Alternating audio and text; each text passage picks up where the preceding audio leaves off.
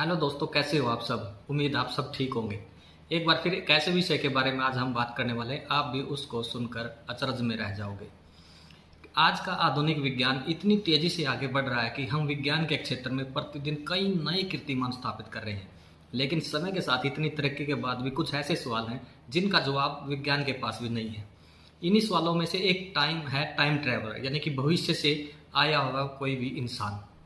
क्या कोई तरीका है जिससे हम समय को पार कर सकते हैं, और क्या हम कभी भविष्य में यात्रा जैसी घटनाओं का अनुभव करेंगे।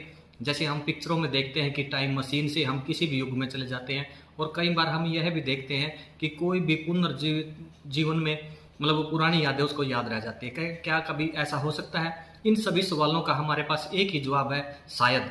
लेकिन समय समय पर दुनिया भर में कुछ ऐसे लोग आए हैं जिन्होंने दावा किया कि वे समय के यात्री हैं, यानी कि भविष्य से आए हुए इंसान हैं, और दुनिया को उनकी बातों पर यकीन करने के लिए उनके पास कुछ ऐसी जानकारी, ऐसी चीज़ें जरूर होती हैं जो अपने समय से बहुत आगे की लगती हैं, जिनके कारण ये लोग ना चाहते हुए भी उन पर विश्वास करने लगते हैं। यह घटना मार्च 2003 की है, जब एंड्रयू कार्लसन नाम का एक 44 ईयर का जो इंसान था, उस व्यक्ति को पुलिस ने इनसाइडर ट्रेडिंग के आरोप में कनाडा के टोरंटो शहर में गिरफ्तार किया। इनसाइडर ट्रेडिंग का मतलब है कि शेयर बाजार में पैसा लगाने से पहले शेयर की कीमतों के ऊपर या नीचे जाने की जानकारी किसी को पहले से होती है। पुलिस को कार्लसन पर शक हुआ जब उसने 126 मतलब जो ज़्यादा जोखिम वाले जो शेयर थे उनमें उसने ट्रेडों में केवल $800 का निवेश करके लगभग $350 मिलियन कमाए। उन्होंने शेयर बाजार में सिर्फ $800 की राशि के साथ 126 जो बहुत ही रिस्की बड़े ट्रेड किए। ऐसे ट्रेडों में जो कोई भी समझदार निवेशक कभी निवेश नहीं करेगा। लेकिन कार्लसन ने केवल इन 126 ट्रेडों में लगभग $350 मिलियन कमाए, और इनमें से किसी में भी उन्होंने एक पैसा भी नहीं खोया। व्यापार शेयर बाजार के अनुसार यह असंभव था, क्योंकि शेयर बाजार एक ऐसी जगह है जहां बड़े से बड़े निवेशक भी मतलब डूब जाते हैं, जहां बड़े से बड़े निवेशक भी हमेशा सही नहीं होते और अंत में कहीं ना कहीं हार जाते हैं। लेकिन कार्लसन के मामले में स्थिति बिल्कुल उलट थी। कार्लसन शेयर बाजार में हो रहे असामान्य मुनाफे में सुरक्षा विनिमय आयोग का ध्यान आकर्षित किया। उन्होंने पूरा यकीन था कि कोई कार्लसन को यह जल्दी पैसा कमाने में मदद कर रहा है, या उसके पास कोई ऐसा रहस्य है जिसकी मदद में उसने अमेरिकी शेयर बाजार में तहलका मचा दिया है। नतीजन कार्लसन को इस संदेह पर एफबीआई ने गिरफ्तार कर लिया था। पूछताछ के दौरान पुलिस को उम्मीद थी कि शायद कार्लसन और उसकी मदद करने वाले लोगों का पता लगा लिया जाएगा। लेकिन एफबीआई के लिए यह बहुत ही इस बात से अनजान थे कि मामला और भी पेचीदा होने वाला है। उसने पुलिस को बताया कि वह साल 2256 से आने वाला व्यक्ति है, यानी कि उस युग से आया है, और यह मतलब उस टाइम के से अब इस युग में उसने प्रवेश कर लिया है। इसलिए उसे पहले से ही पता था कि शेयर बाजार में आगे क्या होने वाला है। लेकिन पुलिस ने उसकी बातों को बकवास समझकर अपने तरीके से मामले की जांच शुरू कर दी।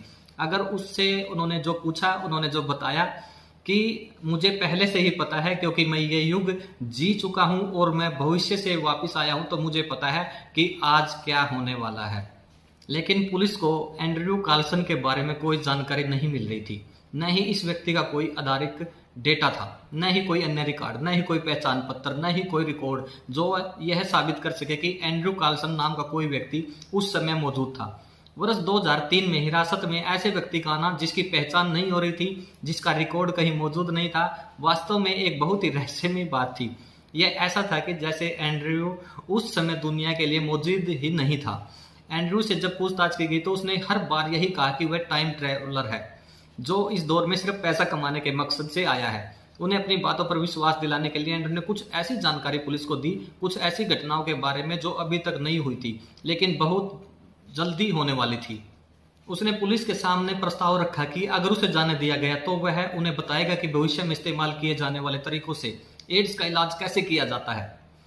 वह ओसामा बिन लादेन के ठिकानों के बारे में सटीक जानकारी देने के लिए भी तैयार था। उसने पुलिस को बताया कि उसने पहले भी कई बार यात्रा की थी और इसलिए उसने टाइम मशीन के साथ एक महाकाव्य तस्वीर भी प्रदान करने का वादा किया था। सौभाग्य से एंड्रयू कार्लसन ने इराक पर अमेरिकी आक्रमण की सटीक तारीख की सही भविष्यवाणी की थी, जो एक भाग्यशाली अनुमान भी हो सकता है, लेकिन उन्होंने सही पाया। लेकिन इन सब के बावजूद उन्हें इनसाइडर ट्रेडिंग के लिए जेल में डाल दिया गया और उसकी जमानत राशि $1 मिलियन रखी गई, जो एक कैदी को मुक्त करने के लिए बहुत ही बड़ी राशि थी।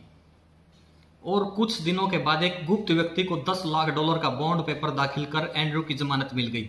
लेकिन जब जमानत की अवधि समाप्त हो गई तो एंड्रयू फिर कभी अदालत में पेश नहीं हुआ।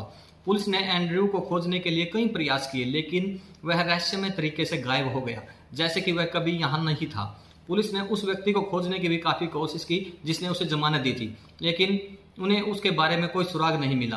तो क्या एंड्रयू ने अपने समय पर लौटने का प्रबंध किया, और क्या वह वास्तव में एक समय यात्री था या पेशेवर चोर था? इस रहस्य का जवाब आज भी किसी के पास नहीं है। तो दोस्तों, यह जानकारी आपको कैसी लगी? अगर आपको अच्छी लगे तो इस चैनल को प्लीज सब्सक्राइब कर दें, लाइक कर दें और कमेंट करें और शेयर करें।